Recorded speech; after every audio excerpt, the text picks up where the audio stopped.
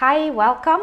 In this lecture, I will present what we call the Gifted Dogs project, on which we have been working in the past 4 years. Well, 4 years ago, we started a research project aimed at studying language acquisition or word labels for object acquisition in dogs. And we were just discussing on how to start the project, for example, studying how dogs learn object labels, when we actually just by chance met Whiskey, a special dog. Whiskey's owner is called Helge, and he is a journalist and came to the department to interview some of us. And he asked me, when he interviewed me, he asked me what I was working on, and I told him I was just starting a project on language learning in dogs or word learning in dogs. And he told me his dog, Whiskey, knew the name of about 60 toys. And to be honest, at the time, I really didn't believe him. But of course I was curious, and so I told him, well, send me a video of Whiskey doing that. And he did so, and actually I found that the video was interesting because it seemed that Whiskey was really bringing the toys that he would ask by name. So we decided to travel to Whiskey's home and test if she really knew the name of her many toys. Now, how the test is done in this case is very important because we have to control for the so-called clever Hans effect. So whether the dogs are really relying, or whether Whiskey was really relying on the word of or on the name of the object. For example, when the owner says, hey, Whiskey, bring me the giraffe, is really Whiskey relying on the name giraffe to select a toy? Or maybe she is relying on some visual cues that the owner is even involuntarily giving to the dog. So for example, bending to one side towards where the toy is. And so the way the test is done is that the owner and the dog are in one room, but the toys are in another room. This way there is no visual contact between the owner and the toys, and he cannot use visual cues to guide the dog's choices. Now, we tested Whiskey this way, and we found that she knew the name of 59 toys. And she was very accurate in her performance of selecting the toys based on their names. A little later, we found another dog like Whiskey, although of a different breed, that knew the name of many toys. This is Vickyina, and she knew the name of 42 toys. So we started to be really curious. How rapidly can Whiskey and Vickyina learn new words? If they have acquired so many words, it seems that this could be a rapid acquisition, and based on what the owners were reporting, they would learn very quickly, like, oh yeah, in 5 minutes they can learn a new word. So how quickly can Whiskey and Vickyina learn the words, and how this learning happen? In what type of situation? In what context? Because previous studies claimed that a dog that also knew the name of his toy could learn by exclusion. What is learning by exclusion? Now, if I show you these objects and I ask you to select the talkie, you would probably choose the middle toy, the middle object. And this is because you exclude the other two objects because you know them and you know that they have names and their names is not talkie. So you exclude the other two and you choose the middle one to say that's the talkie. Can Whiskey and Vickyina do this? Can they choose a toy, excluding the other ones? When there's a set of familiar toys on the floor, together with a new one, and you say a new word, can they select the new toy, even though they have never seen it before? So we tested them.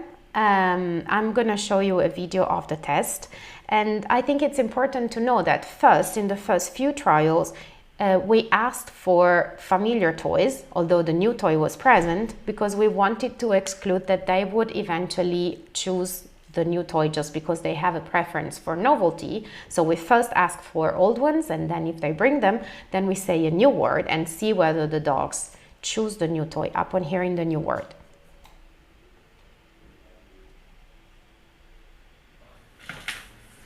Sit. Finn, tuggy beep beep.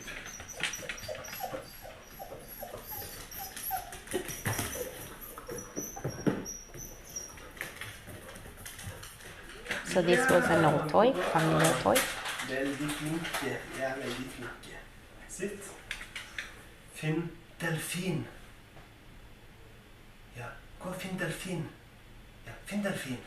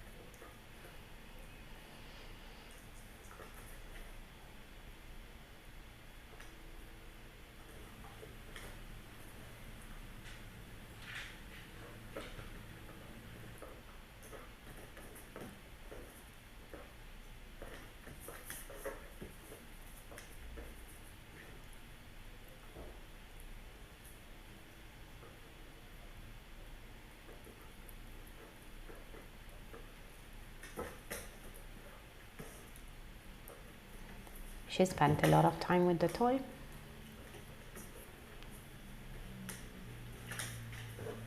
But finally she brought it.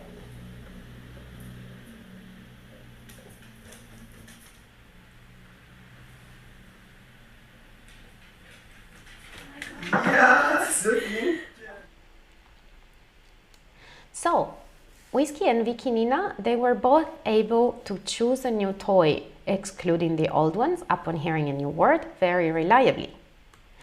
So we asked, is this the way they can learn new names, or can they learn new names this way? Because learning the name is different from choosing the object. You could choose the new object without eventually having learned and remembering without learning the name of it. So how did we do this to test whether they were learning the object? We would repeat the exclusion-based test for 2 toys. Each time the exclusion test for each toy was repeated 4 times, so they would hear the new word 4 times, and then we repeated the exclusion test with another new toy, again repeating it 4 times. So you would have to choose the Toki by exclusion 4 times, and then you would have to choose the Sliko by exclusion 4 times. And then to test if you have learned the names of Sliko and Toki, you have to choose between those two, between Sliko and Toki, upon hearing their names. So in the test, you would be asked to bring a Sliko, and you have to choose between those 2 new toys. So do Whiskey and Vickyina learn this way? We put the 2 new toys on the floor and we asked them by name. But they did not learn this way. They were not successful in this test. This means that they are very good at choosing by exclusion, because they were very successful in the exclusion-based test. But when we put these 2 new toys together, they were not learning their names. So they did not succeed in this test. So how do they learn was our next question. And our hypothesis is that they would learn in a social, playful interaction with their owners, because this is also the way the owners report that they teach the names of toys, or they happen to learn when they just play with the toys. Therefore, in the test, we exposed Whiskey and Vickyina to playing with new toys in a natural way. So we would let the owner do whatever he wanted to do in a play session with the toy. He was only allowed to repeat the name of the toy maximum 4 times. So they were asked to play and say the name of the toy 4 times. Then we repeated the process with another toy. So we had 2 new toys, and the dogs had only heard the name of these toys, each of them 4 times. And then we exposed them to the choice test. So these 2 toys were on the floor. And Whiskey and Vickyina were successful this way. As you can see here, in the social condition where the dogs were exposed to playing in this social context with the owner, hearing the toys only 4 times, Whiskey and Vickyina succeeded above chance to select the named toys when they were exposed to the choice test. But they were not successful above chance in the case of the exclusion condition, as I said before. And we also tested the same way in the social condition a group of typical family dogs that did not know the name of their toys, and they were not succeeding above chance. Even Whiskey and Vickyina, after so few exposure, so after hearing the names of new toys only 4 times, they did not remember the name of the toys after delays longer than 10 minutes, so their memory decayed quite fast. So what did we learn from this study? We learned that these gifted dogs, Whiskey and Vickyina, learn words extremely fast, even in only 4 exposures. Learning seemed to happen in a social context, natural, playful interaction with their owners, but not during exclusion-based choice, although the dogs can successfully choose based on exclusion. The way the dogs learn, the context where they learn, is interestingly similar to the way children learn words. And after such few exposures, the memory of the learned word decays quite fast. Now, our next question was, can all dogs learn at least some object names? Because we've seen Whiskey and Vickyina can learn like up to 50 and even more toy names, but can all dogs learn at least a few, for example 2, but because 2 is the minimum that we need to make sure that we can test the discrimination of the 2 toys based on the name. So our hypothesis initially was that might be sensitive periods during dogs' development where neuroplasticity can play a role in facilitating word learning, and so that puppies, if exposed to intensive playful interaction, intensive training, so to say, to named toys, may have an advantage over adult dogs, and they may learn faster or better. So our question was, do puppies show an advantage over adult dogs in learning object names? For this study, we recruited 19 adult dogs and 15 puppies that were motivated to play with toys. And we also recruited 6 dogs that, similar to Whiskey and Vickyina, knew the name of their toys. We call these dogs word knowledgeable dogs. These 6 dogs were actually recruited in 2 years of search all over the globe, and we only found these 6 toys in 2 years. We were searching for dogs that would know the name of the toys, and it turned out that despite many people applied, only these 6 dogs really knew the name of the toys. All of the dogs, the typical dogs, the puppies and the adults, and these gifted word knowledgeable dogs were exposed for this experiment to intensive exposure, to intensive play with toys every day with their owners, repeating the name of the toy several times with the intent of teaching the names. They were exposed like this every day on a daily basis, and also once a week they would have a playing training session with a dog trainer. The total duration was 3 months, so it was a quite extensive and intensive learning period. Some of the dogs even went on for 5 or 9 months. The learning outcome of the 2 toys we started with, we introduced the toy one by one, but we could only test with 2. So the first test was carried out in the first month with 2 toys, and then it was carried out every month. So we have 3 tests with 2 toys, the first 2 toys that were introduced. And it was a choice test, like the one you have seen with Whiskey and Vickyina, but only with these 2 toys that the dogs would play with every day.